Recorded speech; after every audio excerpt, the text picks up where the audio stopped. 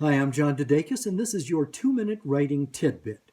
Today we're going to talk about structure, which is very important if you're going to write a novel, because without good structure, your story is just going to be a mishmash of stuff that happens.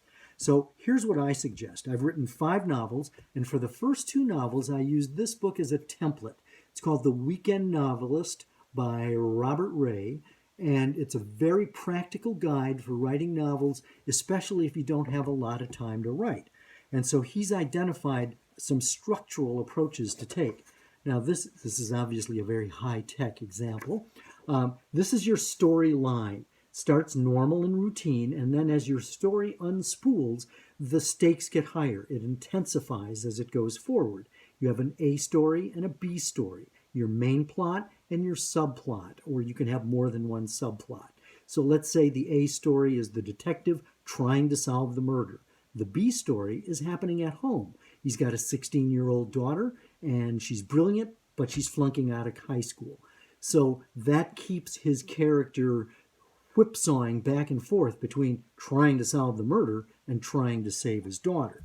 So Robert Ray has identified 6 key scenes that are pivot points. They're pivotal in the story. And at various intervals, regular intervals, the story's trajectory changes and goes in unexpected and surprising directions.